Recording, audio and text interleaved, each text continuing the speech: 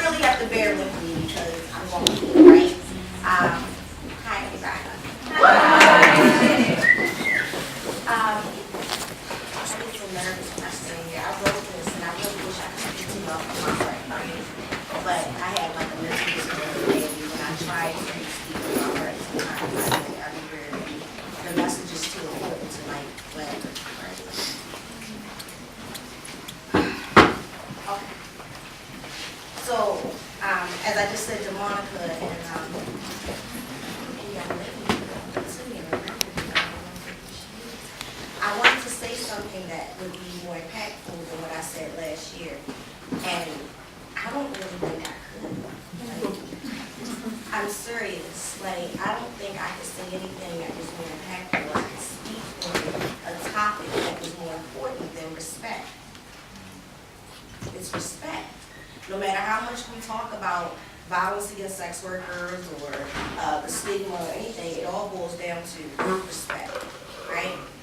So the more I tried to focus on something different, I realized that the reason I couldn't move away from respect is that it's still one of the biggest changes that needs to be implicated in not only the treatment of sex workers, but in the aftermath of violence against us.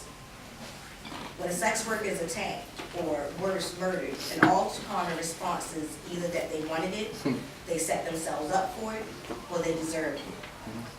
We've learned from the popularity of the Me Too movement this year that issue is not something that's related only to sex workers. Sexual assault and sexual harassment can happen in any job field that you're in. However, things like the Me Too movement, much like the feminist movement, have projected an image of a lily white, virtuous woman, and a woman like me, and a lot of my friends don't fit the idea of what a victim looks like. What that does in society's eyes is it separates anyone who doesn't fit the perceived image of victim. It makes you desensitized to our needs. It's kind of how, like, when I speak of sex workers being attacked, your mind instantly goes to that of a woman. Unless you have male or transgender sex worker friends, the idea that all sex workers aren't friends pretty much goes over people, aren't women, pretty much goes over people's heads. That's because you've been fed a false stereotype of what a sex worker is and what it looks like.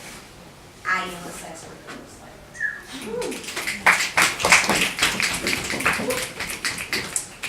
The receptionist / stripper at your doctor's office is what a sex worker looks like.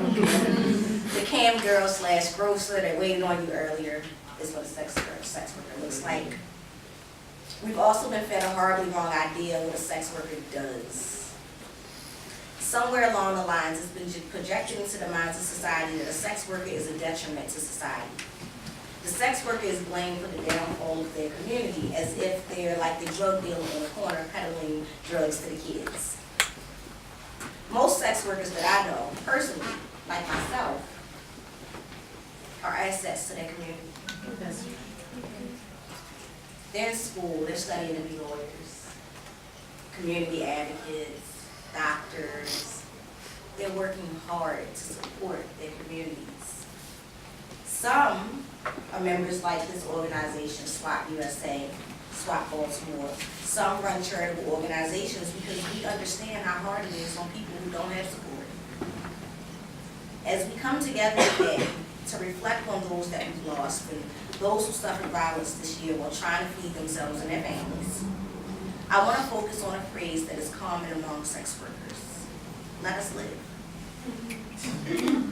I say let us live because while there are many who want sex workers to disappear, they do little to end the stigma against former sex workers that allow them to develop a fruitful work or job or life after sex work. I should know. There are many who would happily tell me that I'm not a sex worker because as a financial dominatrix, my form of sex work involves no nudity, no sex, and I don't even meet my clients. For some, they wouldn't call that sex work, but as a sex worker, and as someone who told y'all last year, there's levels to this shit.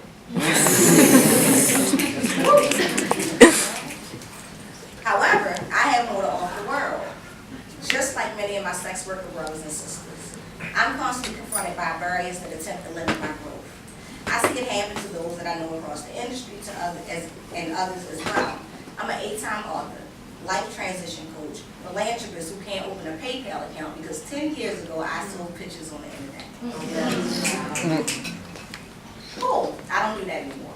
Like, I got a whole new job, I run a whole new business, and PayPal is currently holding $1,100 of my money for 6 months because they can. Yeah.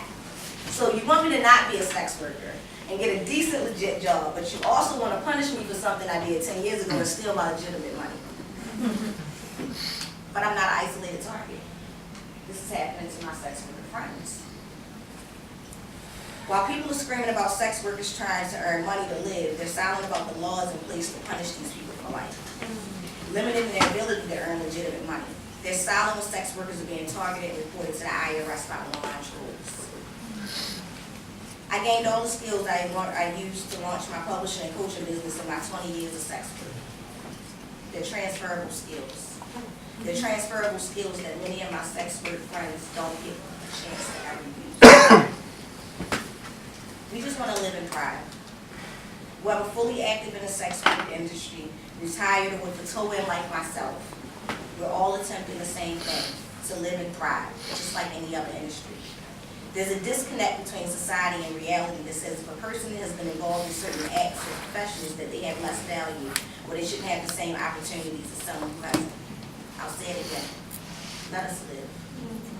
Let us live, even if you don't agree with our way of living. Let us live. We have the right to go to work and come home to our families. Let us live. We have children and families to take care of, and you're not going to pay our bills. Let us live. Your life holds no more value than ours.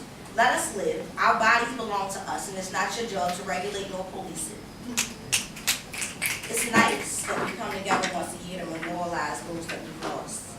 Yet I'll be glad when we reach a year that this meeting is no longer necessary.